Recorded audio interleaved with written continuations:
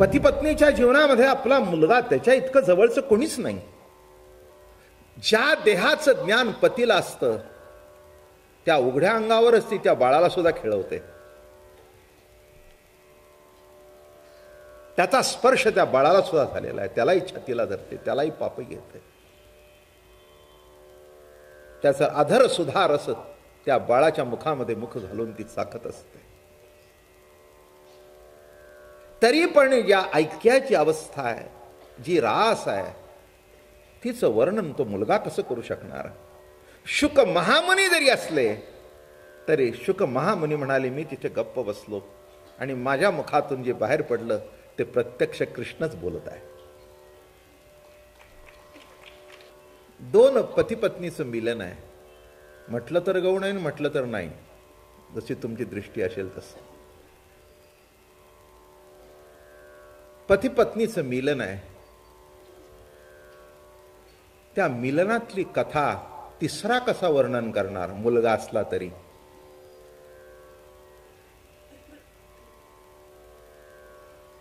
ज्यांनी मिलन केलंय आणि ज्याच्याशी झालंय तोच वर्णन करू शकतो. म्हणून रासक्रीडा भगवान सांगतायत. एक विशिष्ट लेवलने ऐका बरं का. एखादे शब्द जरी आपले लौकिक दृष्टिकोनातून ज्यांना आपण गौण मानतो, जी कृती गौण मानली जाते, असे जरी शब्द आले तरी ऐकताना आपण तशा ऐकू नये. त्या विशिष्ट भूमिकेहून जावं. आपण लक्षात घ्यावं की आपण कृष्ण लीला ऐकतोय. पण रासक्रीडा ही त्याच्यातला पंचप्राण आहेत. जीव निर्माण होण्याकरता त्याच्यामध्ये पंचप्राण परमात्मा फुकतो. तसं रास लीलेतून पंचप्राण फुकले आणि भक्तीची अलौकिक रास या त्रिभुवनामध्ये प्रगट झाली. श्रवण इंद्रियानी, रसना इंद्रियानी, प्रत्येकाला काठ आहे, प्रत्येकाला मर्यादा आहे. मर्यादा उल्लंघन केल्यानंतर शीन वाटणीला आलाच म्हणून समजावं. बरे का. तुम्हाला प्रत्येकानं माझ्याबद्दल अत्यंत आपुलकी, अत्यंत जवळीक आहे.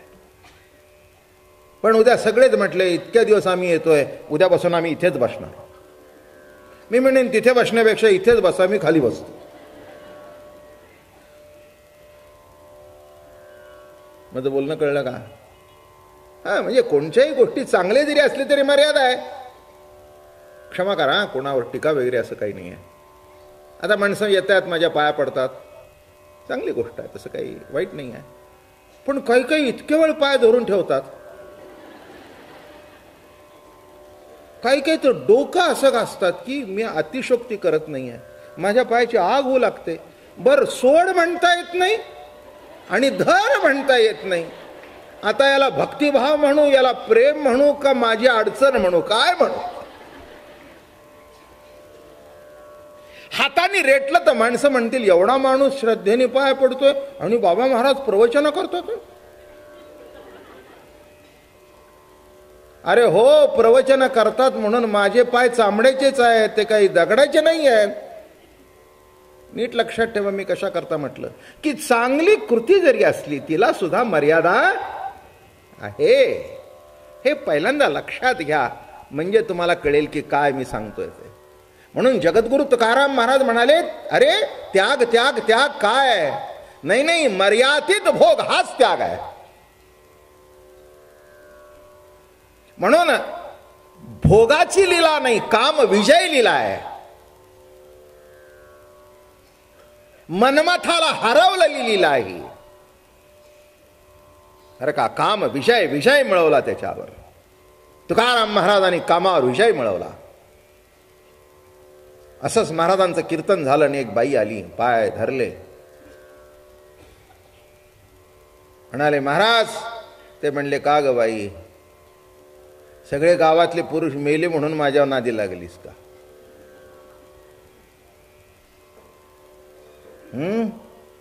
अजून तुला कळलं नाही का, कीर्तन ऐकलं नाहीस का माझं. पराविया नारी रुक्मिणी माते समान. तुकाराम महाराजांनी भोगाबद्दल आणि त्यागाबद्दल फार सुंदर लिहिलं. कोणी म्हणाले का महाराज, पहिली गेली तर दुसरी गेली. ते म्हणले दुसरी केली हेच बरं झालं नाही का रे. त्यागे भोग माझ्या येतील अंतरा, मग मी दातारा काय करू. आता असो तुझ्या पायी हे मोटळे.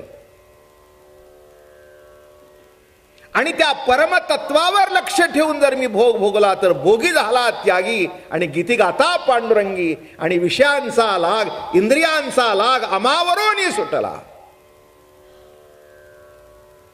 काय सांगतो, लक्षात आलं का नाही का. प्रत्येकाला एक मर्यादा आहे, एक लक्ष्मण रेषा आहे. ती उल्लंघन केली तर दोष आहे. त्या रेषेच्या आत बरं का नदीच्या प्रवाहाचं पाणी आटावं का प्रवाहात राहावं. आटलं तरी वाईट आहे ना. काय उन्हाळ्यामध्ये नदी नाले आटतात. बायकांना 2-2 किलोमीटर जावं लागतं. नाही तर गव्हर्नमेंटला प्रत्येक गावाला टँकरची व्यवस्था करावी लागते. किती जड जातं.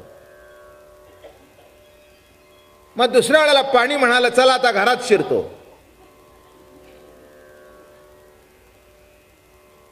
मग पाणी घरात शिरून जमणार नाही, पाणी आटून जमणार नाही. फक्त पाण्याने आपला काठ सोडू नये. 2 काठामधून नदी वाहावी.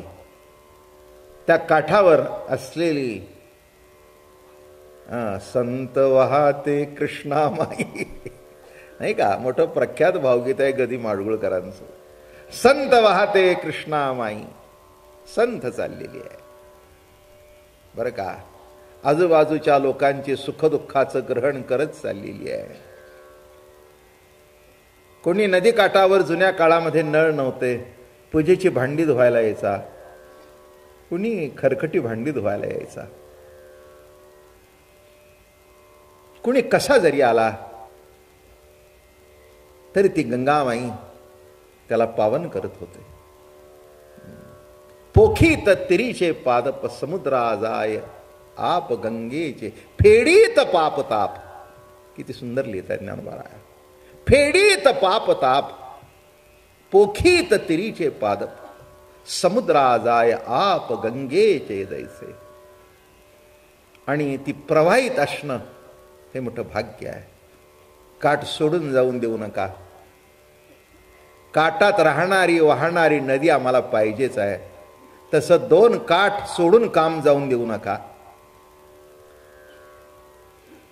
काठ सोडून जाऊ नका आणि कोणाच्या पदरात अडकू नका. बनाट शाह एकदा असाच एका सभेमध्ये गेला. अतिशय हुशार, म्हणजे त्याच्याबद्दल काही जे आत्तापर्यंत इंटेलेक्च्युअल्स झाले त्याच्यापैकी एक तो. बर्ट्रंड रशल, बनाट शाह, त्याची नाटकं वगैरे अतिशय सुंदर, अतिशय हुशार. इंग्रजीतला म्हणजे जगद्गुरूच. जसा शेक्सपियर तसा हा, पण याची भाषा निराळी, त्याची भाषा निराळी. ज्याचं त्याचं वैशिष्ट्यपूर्ण अंग असतं. जसं मराठीच, पण तुकोबारायच्या अभंगातलं मराठी निराळं, माऊलींच्या ज्ञानेश्वरीतलं निराळं, नाथांच्या भागवतातलं निराळं, नाथांच्या भारुडातलं निराळं. हे ज्याचं त्याचं वैशिष्ट्य आहे. तेव्हा हे थोडंसं समजून घ्या की ज्याचं त्याचं वैशिष्ट्य विशेषत्व असतं. त्या पद्धतीने त्याचं ग्रहण केलं तसं काम काय, अमकं काय, मर्यादा उल्लंघन केली तर दोष आहे बरं का. म्हणून त्या बनाट शाहचं सांगतो तुम्हाला. एक अत्यंत रूपगर्विता, अगदी म्हणा ना मिस युनिव्हर्स, ती त्याच्या प्रतिभेला ज्ञानाला भाळली.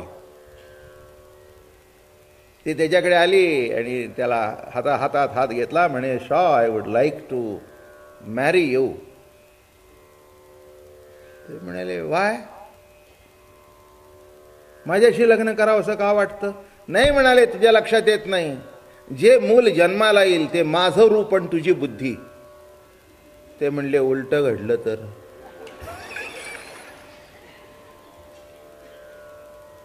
माझ्या आई उलट घडलं तर काय होईल? त्यापेक्षा आहे ते नीट लक्षात घ्या. तसं ही मर्यादा. म्हणून मर्यादेत राहून उपभोग घेणं हा एक प्रकारचा त्यागच आहे. काही काही गोष्टी तळमळीशिवाय घडतच नाहीत, हेही लिहून ठेवा. तळमळी चित्त दर्शनाची आशा, बहु जगदीशा करुणा केली. तळमळी चित्त दर्शनाची आशा, बहु जगदीशा करुणा केली. जेव्हा माणसाला ज्ञानाची भूक लागते तेव्हा त्याला जिज्ञासा म्हणावं. ज्ञानाची भूक असते. हे जाणून घ्यावं, हे वाचावं, हे कळावं, याचं ज्ञान मला व्हावं. त्याला जिज्ञासू म्हणावं. त्याला असं वाटतं प्रत्येक गोष्ट आपण समजून घ्यावी. समजावं या माणसामध्ये एक ज्ञानाची भूक आहे. सामान्यातल्या सामान्य गोष्टी सुद्धा गेला तर तो जाणून घेईल. का साध्यातली साधी गोष्ट असू दे, पण त्याच्याकरता तसं ते उच्चतम ज्ञान आहे. त्याची भूक लागणं, जाणून घेण्याचं, त्याला जिज्ञासा म्हणतात. म्हणून अर्थार्थार्थी आणि जिज्ञासू हा भक्त म्हटलाय आणि ज्ञानी शेवटचा भक्त म्हटला. काय विषयाची जिज्ञासा निराळी, वस्तूची जिज्ञासा निराळी आणि ज्ञानाची जिज्ञासा निराळी. बर का? तसं ज्ञानाबद्दल जी एक भूक आहे त्याला जिज्ञासा म्हणतात. काही काही माणसं मोक्षाच्या मागे लागलेली आहेत, त्यांना मुमुक्षू म्हणावं. विषयाच्या मागे लागलेले आहेत, त्यांना विषयी म्हणावं. आणि विषयाधीन जे झालेले आहेत त्यांना पामर म्हणावं.